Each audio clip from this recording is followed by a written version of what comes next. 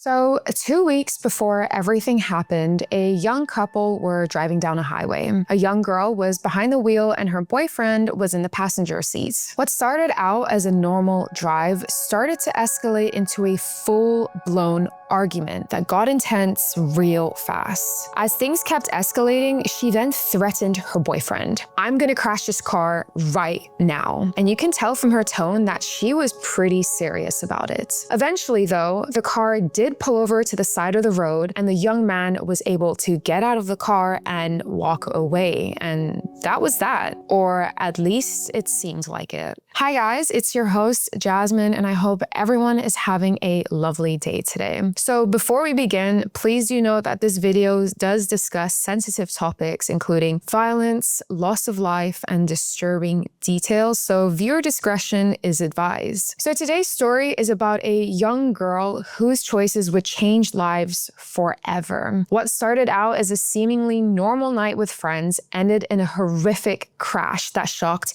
an entire community. The events that followed would uncover a chilling truth and leave everyone asking the same question. Was it a tragic accident or something more intentional? So our story is about a young girl named Mackenzie Shavilla. She's 17 years old and she's from Strongsville, Ohio, born and raised. So on the surface, she seems like a pretty, normal teenager. She's social, she likes hanging out with friends and posting on social media, and of course, making plans for her future. She was in a relationship with Dominic Russo, who was 20 years old, and they were together for around 3 to 4 years. So when Mackenzie was around 13 to 14 years old, that's when they started dating. And I do feel like that's a pretty long time to be in a relationship, especially at that age. I remember when I was that age, I was too scared to even talk to the person I liked. So they were together for quite a long time. It seems like their relationship must be stable, right? So Dominic Russo was also very well liked by his peers. He was ambitious, confident. He had a great relationship with his family, and he had a lot of passions and hobbies. He was very athletic, and he also wanted to start his own clothing line. And I'm sure that these are all very, attractive attributes to probably a lot of girls his age. So Dominic and Mackenzie were pretty inseparable, It seemed like a normal, loving teenage relationship. They were hanging out every day, and their families had also met. So it kind of highlighted, they were pretty serious. And what did seem like a normal teenage relationship on the surface did actually have a lot of red flags the deeper you look into it. So Mackenzie was quite intense and controlling. The relationship was quite toxic. Like, they would fight pretty much all the time. Some people could say that, fighting is normal in a relationship, right? That's what you need to go through in order to come out the other end stronger. But I think it depends. Obviously, how much are you fighting? What are you fighting about? Do you guys, make amends afterwards? So Mackenzie and Dominic's friends would also say that the relationship was, pretty on and off and volatile, as well as obsessive. So one of their friends was 19-year-old Davion Flanagan. And just to give you a little information on who he was adopted at the age of 8 years old with 2 biological sisters. And he had dreams to go to a barber school and open his own shop. So the 3 of them, Mackenzie, Dominic, and Davion, were all really good friends. And because Mackenzie and Dominic did have issues of fighting a lot, Davion was kind of the middleman, like the peacemaker between them. And he often found himself stuck in the middle of his friend's relationship, which did end up crumbling by mid-2022. So by mid-2022, Dominic wanted to end things with Mackenzie. Their relationship was starting to fall apart, and he just wanted to move on with his life. And he, I think, just wanted space from her, wanted like a clean breakup. I'm sure he didn't want to end things messy, but Mackenzie just couldn't take it. She would not accept the breakup. And she was, very anxious, very clingy, and manipulative towards Dominic. She could not accept that it was over. So she would kind of, be very manipulative and use things like guilt tripping Dominic to try to keep him, keep him with her essentially. So there are also a lot of text messages that later revealed that, Mackenzie was not accepting this breakup. And she kind of went between, pleading and begging Dominic, but also being very angry and threatening towards him. So again, they are quite young. Mackenzie's a 17-year-old teenager, and I can remember when I was that age, I was also pretty emotional, and I invested a lot of time in the people that I liked. So it's hard dealing with a breakup, but I think to be angry and to threaten them, that is kind of not normal behavior, right? So their friends, Mackenzie and Dominic's friends, also noted a shift between them, right? And at one point, going back to the text messages that I mentioned earlier, she sent a message to Dominic that read, "If we can't be together, then no one can have him." So on July 30th, 2022, it was a Saturday evening, and it seemed like a typical summer night. So Dominic, Davion, and Mackenzie were all gonna go over to a party. It was a Saturday night, and that's what teenagers do that age, right? Their friend was Kelly Raja, and he was having a graduation party. So at around 10:15 p.m., they head over, they hang out, say hi to everyone, and they were there for around an hour until they went to another friend's place, and his name was Paul Burlinghouse. So as we can imagine, this was probably a very typical teenage party. There was music, possibly some drinking, even though they're all underage. And there was also other substances there, such as marijuana. So at around 5:30 in the morning, after a really long night of partying, Mackenzie woke up and then went over to Dominic, woke him up. I think, they were probably ready to go home at this point. And then Davion also asked for a ride home.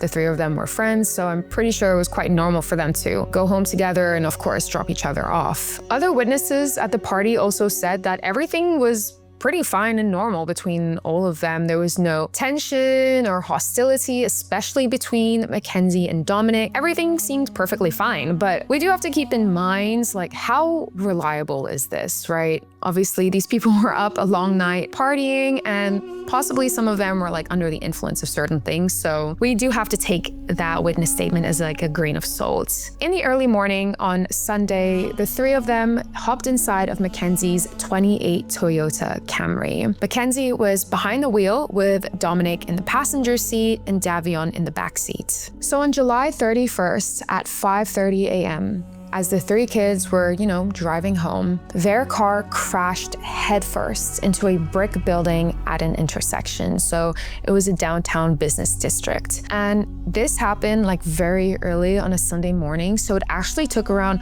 45 minutes before anyone noticed the crash. When emergency responders arrived, they immediately noticed that the car had suffered catastrophic damage. The car was split into two and it looked completely mangled up. There's no way anyone could have survived this, right? Unfortunately, Dominic and Davion were found dead on the scene. But miraculously, Mackenzie was alive. She was unconscious, but alive somehow. At first, she was unable to be immediately extracted from the car as, from a really intense crash. You can imagine her body was probably quite stuck or wedged in. So they did have to wait for, the firemen as well as other medical support to come over and take her out. They also did notice that her slipper was still stuck on the gas pedal as well. Once other help had arrived, she was then emergency airlifted to Metro Health Hospital,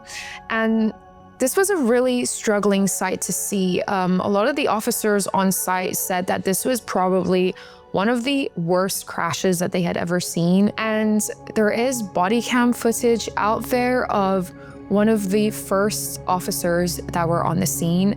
And it's a pretty difficult watch. Again, the car looks I've never seen that type of damage from a car crash. It's completely mangled and unrecognizable. And you can see that the officer in the footage is pretty shocked. And if you're a first responder, you probably see a lot of traumatic things, and perhaps over time you build a certain tolerance to those things, right? But the fact that he was also completely horrified at what he had seen just shows how bad it truly was. So the Strongsville police began their investigation immediately. They had to find out what happened, what caused this crash to take 2 young lives away and to have one in the hospital. So they were treating the scene initially as a, traffic fatality, but they were keeping an eye out for criminal elements. So they pulled data out from the car's black box. And just in case you're unfamiliar with what that is, it's essentially like a catalog of information that keeps record of what's the behaviors of the car, essentially, how far it accelerated, for how long, basically all the information you need to know prior to the crash. And when they took a look at it, they saw that the car speed hit 100 miles per hour. So the gas pedal was fully pressed. There was no braking or swerving at all. So the car had no mechanical issues. Like nothing about the car was wrong. Like everything was totally fine from that end. But they did see that there was a short event of like steering to the right just before the crash. So that was like the only thing that they had seen other than the car just zooming 100 miles per hour. And of course, we don't know what happened in that car, but perhaps we can speculate that maybe it was Mackenzie who had like a physical reaction last second, or possibly a passenger trying to regain control of the car. There is also security footage nearby, and I saw this footage. You can see it online, and it's a pretty difficult watch. I mean, essentially in this video, you just see the car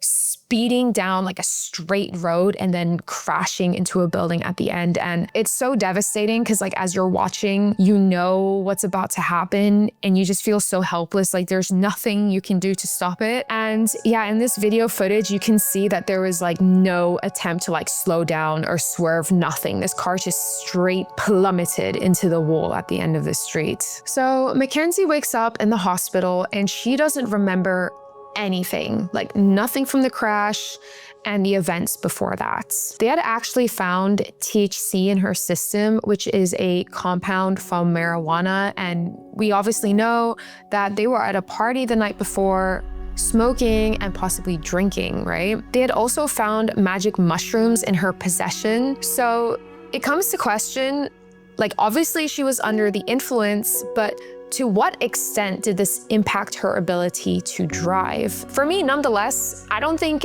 anyone should be driving, even if you've had one drink or so. I think it's incredibly irresponsible.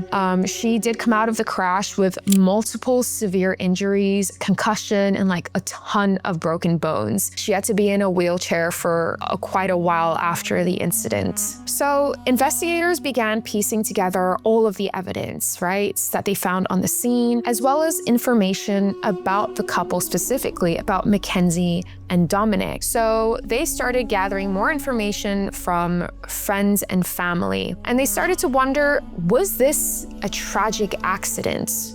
Or was it something much darker? So after the crash, Mackenzie's behavior was concerning, to say the least. Although on one hand, maybe it was normal. I don't know, let's see what you guys think about it. Because when you're at that age, when you're 17 years old, right, you're not exactly the most mature yet. You still have a lot of growing and learning to do, right? We've all been there at some point. So maybe how she handled grief, some would say, is a normal thing for a teenager her age, but let's take a look. So she posted about the incident on Facebook, and she shared photos of Dominic and posted on his obituary page. And if you're not sure what that is, it's basically a page to notify people of someone's passing, and also giving people space essentially to, comment and share photos and moments that they shared with said person. So she made multiple posts on his page and wrote things like, and I quote, "I miss you, Nug. I still feel like you're going to walk in the door any second. I missed your laugh, your perfect smile." She also wrote other things such as, "God, you are the last person to deserve this, and you had such a perfect life ahead of you. I wish I told you all this more. Please wait for me." I personally have some thoughts on this as well. Again, I understand it's obviously a very emotional time. There's a lot of grief, but it almost seems a little bit senseless, like she was the one behind the wheel, right? And for me, nonetheless, if you are a driver, you are responsible for not only yourself, but for everyone else in that car. That's just what I think. So I can't imagine what maybe friends and family felt when they saw her posting on his obituary page, right? So other behavior that Mackenzie portrayed after the incident was she had essentially made like a shrine for Dominic in her room, and it was composed of candles and photos of them together, as well as a bracelet that he had given her. And she wore this bracelet like every single day for months, like never taking it off. Like clearly it had a lot of sentimental value to her. And she did believe that Dominic was her soulmate. And she also believed that in some sense she could like communicate with him or like feel his energy. I think some friends found her grief like perhaps a little bit intense, you could say, and maybe unsettling. Again, like everyone has different ways with how they handle grief, and to some extent it is not our space to judge that. Everyone has their own process, but it's just so unsettling because she was in the car with them when it happened. She was the driver, right? So detectives did find her behavior to be consistent with like an obsessive attachment. And they did not feel like that she was acting like a grieving girlfriend. And this was due to multiple reasons. So after the crash, around a couple months after, it was Halloween. And she posted a lot of videos online of her, dressing up for Halloween, hanging out with friends, posting dancing videos. And I think it irked some people because it felt quite soon after the incident. So some people were not happy about it and felt that it was perhaps a little bit insensitive. Like, how can you go to a Halloween party after just a couple months of this terrible crash and like losing the lives of 2 people, right? There was also a time where she went to a concert while she was still in a wheelchair. So while she was still in recovery after the incident, she went to a concert, her friends were there with her. So I'm sure obviously they helped her, but that's kind of crazy. Like, I think again, I've never been in that situation, so it's hard to tell how you would act unless you were in that situation yourself. But I don't think I would be going to a concert anytime soon, especially if I was still severely injured and like in a wheelchair. So as Mackenzie is actively recovering, from her injuries, and she's physically healing and trying to integrate back into her normal teenage life, the police are still investigating the crash. What happened? What really caused this? And they started to uncover even more information that's going to put Mackenzie in a very suspicious light. So Dominic's friends told investigators that 2 weeks before the crash, Mackenzie and Dominic got into a really bad fight while they were driving down a highway. She had threatened him, "I will crash this car right now." And the argument was so bad that Dominic called his mom to come and pick him up. Unfortunately, she couldn't, so a friend of theirs came instead. That just breaks my heart a little bit. Like, poor Dominic. Like, that must be so terrifying to be essentially trapped in a car and you don't really have much control of what's going to happen, and someone is just actively threatening you. I can't imagine being in a situation like that. So luckily at that time, when they had arrived, the car did pull over, and then the friend was able to pick Dominic up and they went home together. But there was also another incident that hinted at a really big red flag about Mackenzie's behavior.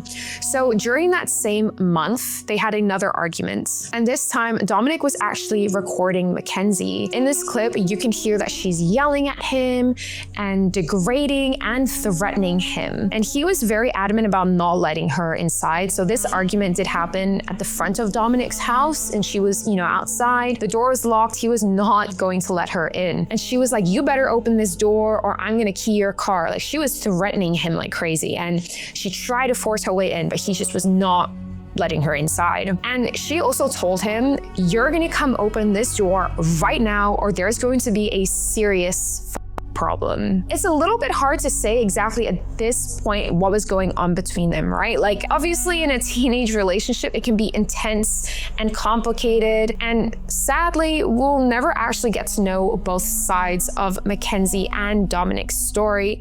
But there is one thing for sure, like, this is all some major red flags in their relationship and her behavior. And the police were beginning to see this too. Prosecutors focused heavily on the physical and and digital evidence of this case. So the digital evidence did include the text messages that Mackenzie had sent to Dominic, where she was essentially threatening him, and it really highlighted her obsessive behavior. There were also some suicidal comments that were made and threats as well towards Dominic's life as well as her own, referring back to the argument that they had 2 weeks before the crash, where she was essentially threatening to take both of them out, right? Which is just horrifying. There was also the black box data from the car of the crash that showed the car, was speeding 100 miles per hour, no attempt at a brake, as well as the security footage of the crash. So all of this is pretty airtight technical proof and pretty hard to refute. So with all of this in mind, the prosecutors conclude that this was deliberate. She meant to do this, and it was very intentional from her end. 3 months after the crash, on November 22nd, Mackenzie was charged on 4 counts of murder, 4 felony assaults, 2 vehicular homicides, and multiple drug charges. The police went to her home and arrested her there, and there is body cam footage of her arrest, and she's crying, quite hysterical. I mean, I'm sure getting arrested is pretty intense, so her reaction is pretty understandable. And in the footage, you can see that she's really concerned about Dominic's bracelet. She told the officers oh, please be careful with it when you cuff me and whatnot. She was very adamant about that. And when the police were arresting her at her home, her parents were extremely furious about this.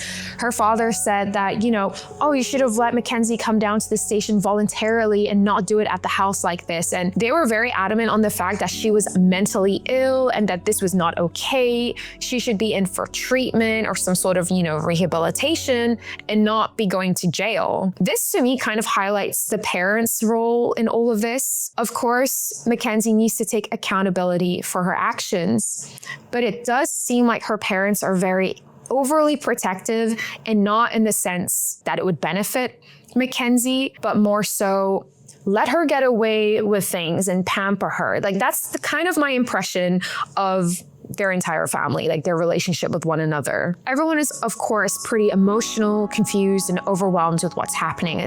Getting arrested is pretty intense, especially for that to happen at your home.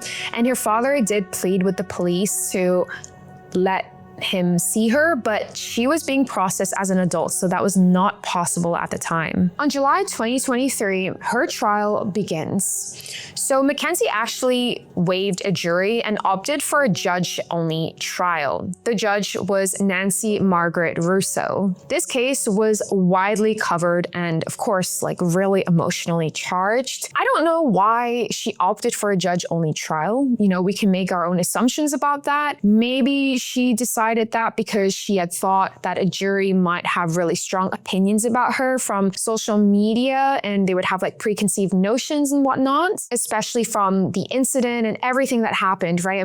2 young lives were lost, and it's just such a terrible, terrible incident. So her defense argued that it was a tragic accident. They said that she was dizzy, that she had a possible medical incident while she was behind the wheel, which was also the reason why she couldn't remember anything from the crash. She was also under the influence of marijuana, which impaired her cognition. For me, that's still not a justified excuse. I feel that's not a sort of comfort or justification. That almost makes it worse, being under the influence of something and then still getting behind the wheel. That's just crazy to me. But the prosecution was very adamant that this was murder, not recklessness, not a tragic accident. She had a mission and she was very intentional about it, and she executed it essentially, right? All the evidence was presented in court. We have the crash data from the black box of the car. We have the surveillance footage showing the incidents. We have Mackenzie's behavior after the incidents. All of these videos that she posted on social media, her attending a Halloween party, all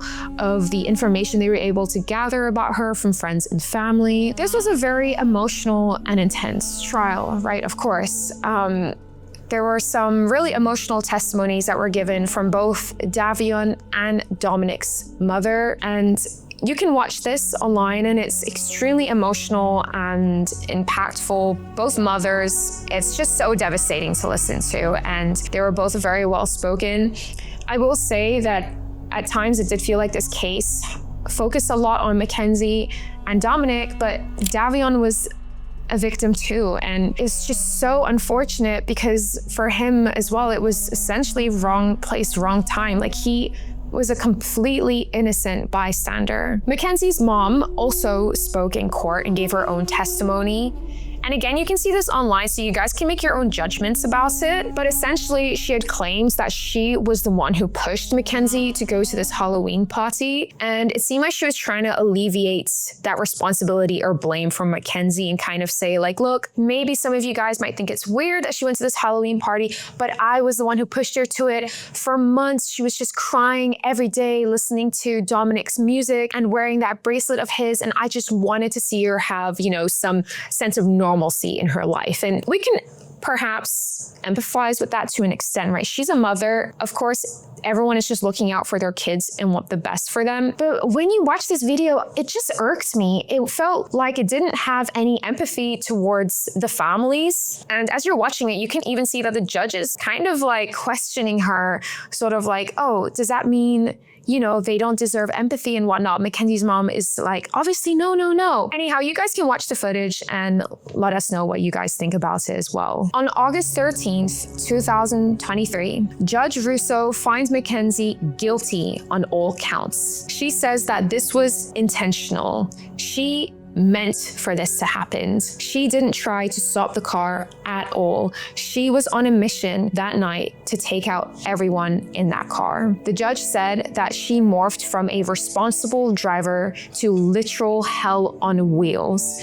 This was murder. The judge noted that the route that they had taken that night wasn't the usual routes that they normally take when they go home. This was also a straight road with no obstacles or possible variables that could impact the crash. And the fact that it also happened in the very early morning on a Sunday, it seemed quite intentional to drive at that time to ensure that there would be no witnesses, right? It'd be a pretty empty street, like not a lot of people are awake at that time, as well as the lack of braking that was indicated from the black box. Like, there was no attempt to stop the car. So all of this was pointing to Mackenzie intentionally crashing that car. Mackenzie did make a tearful statement, and she said that she loved Dom and she loved Davion, that she would never do this on purpose. Please believe me. But she was sentenced to 15 years to life, served concurrently at the Ohio Reformatory for Women. She will be eligible for parole in 2038 when she'll be around 33 years old. After the incidents and the trial and the verdicts, the community was divided, and it was obviously an extremely emotional and devastating time. But the community was divided in a sense where some people were asking, was justice served? She is going to prison for 15 years, but she could possibly be out by the time she's in her 30s. Right? And at that age, you can still live like a pretty full life. Like, you're still in your early to mid 30s. Like, she still has the ability to potentially live out the rest of her life as normal as she could. And, Dominic's sister said that her sentence was too light. Like, she shouldn't be out in 15 years because Dominic and Davion don't get that opportunity. Their life was taken away from them, but now Mackenzie might in the future potentially have the option to live her life again. But it does beg the question, like, what kind of life would she be living if, let's say, she was to get out at around that age, they're in her mid-30s. After 15 years in prison, especially going in at such a young age and essentially having all of your young adult life and pretty much the prime time of when you develop, what kind of person is she going to be when she gets out? How is she going to assimilate back into the real world? Dominic's father, however, which this is quite surprising to me, had a very differing opinion to other family members. He said that Mackenzie was just a kid who did something damn stupid. So he thinks, as well as Mackenzie's parents, that she possibly needed mental health help or some form of rehabilitation, not prison, which I think is a very I guess, interesting stance for the victim's parent to say that. I don't know. I feel like in cases like this, you don't usually have the victim's family members kind of being on the side of the perpetrator and kind of offering that level of empathy. And perhaps they had a really good relationship with one another. As we know, of course, Dominic and Mackenzie's family had met. They had been together for years. I would say to some extent that Dominic's parents probably saw Mackenzie as their own child. Dominic's mom, when she gave her testimony, she did say that she lost 3 children that day. Although Mackenzie's parents still claimed that it was a medical episode and not murder, not intentional. They even went onto a talk show to talk about Mackenzie and the incident, and they were really adamant about the fact that it wasn't intentional. You know, there is no evidence pointing to it, and they were obviously trying to alleviate her responsibility and try to paint her in a more sympathetic light. I will say that this to me just shows that her parents are a problem too. If you pamper your child to this extent and essentially give them everything in life, and of course I understand parents want to protect their own, I can understand that, but to this level, she needs to take responsibility for her actions. She was, at the end of the day, the one behind the wheel. So, was this obsession-fueled murder or a mental health crisis that spiraled out of control? So now in the year of 2025, there have been some recent reports about what Mackenzie is like in prison. Some inmates that had spent time with her came out and talked about their experiences with her and kind of what she's like as a person. So some of them said that she kind of gives off this like mean girl vibe. And of course, when you're in prison, it's kind of like survival mode, right? Everyone is just like keeping an eye out for themselves. So to some extent, I don't really blame her for being a mean girl. I guess you just have to do what you have to do to survive in prison. They also said that she receives like quite a bit of money. We're going to assume that it's probably from her family and whatnot. And she also has access to certain accessories that are hard for inmates to come by. For example, she has accessories in her hair. There are actually photos of this that you can find online of her, as well as like her wearing a pink shirt. And these are all very hard to find and it's not cheap. So it seems that she's kind of living the way that she lived her life in the outside world. She's brought that into her prison life, essentially. There was also a leaked phone conversation between Mackenzie and her mother a little bit after the incident. And in this recording that you can listen to, it was just so weird. It was like, it really irked me a little bit. Essentially, in this conversation, they were talking about how her case was going viral. Mackenzie's mom was telling her, yeah, your case is kind of national news all over the place. You know, the Daily Mail is talking about it. Mackenzie's like, the Daily Mail? Maybe Kim Kardashian will see it. Which is like, what do you even mean by that? What do you mean Kim Kardashian? Obviously, she idolizes Kim Kardashian. You know, a lot of teenage girls look up to her as like a fashion icon and whatnot. But you're in prison for taking the lives of 2 people. I don't think Kim Kardashian wants to have anything to do with you. So this whole conversation just really irked me, and there was no empathy there. It was very strange to listen to. If you guys take a chance to listen to this, let me know what you guys think. So this whole case is really intense. There's a lot of emotions and heartbreak and immaturity. This can obviously lead to a lot of catastrophic decisions. And there is a fine line between loving someone and also becoming extremely obsessed with them and dependent on them. And sometimes on the surface, we see this and we think, yeah, I guess it's love. But when you look deeper into things, you realize, in this case specifically, that wasn't the case. This incident does shine a light on the need for better conversations about teen mental health, especially in relationships. And accountability doesn't just vanish because of age. Mackenzie still has some growing to do, and she still has a life ahead of her in some sense, even if she'll be spending it in prison. She has a long, long way to go in terms of growth and redemption. So this whole situation begs the question, could proper mental health intervention and guidance possibly change the outcome of this terrible incidents? What do you guys think? It's so devastating to see how this tragedy affected everyone involved. The families, friends, an entire town, the lingering grief of losing such young lives that should have had their whole futures ahead of them is something that will never fade. This case does remind us how fragile teenage emotions can be and how love, jealousy, and immaturity can sometimes lead to devastating consequences. Despite the tragedy of the case, hopefully we can continue to have productive conversations about teen mental health, domestic violence, and accountability, especially in this case where Mackenzie was the abuser. And oftentimes in domestic violence situations, men are often abusers, but sometimes people don't take it seriously when women are the perpetrators. Men can be victims as well, and I think it's such an important conversation to have. And hopefully we can take away from this that if you notice something between your friends or family, where the relationship is just toxic and there's like all these red flags, check in with them, because sometimes doing that can make a huge difference. So guys, I know again, this was a heavy case to listen to, and these stories can stick with us. So please take a moment to check in with yourselves, take care of yourselves as always. Thank you guys so much for watching today's video and for taking the time to learn about Dominic and Davion's story. If you found this video informative, don't forget to like, subscribe, and comment any thoughts that you guys have down below. I'd love to see what you guys think about it. I'll see you guys in the next one.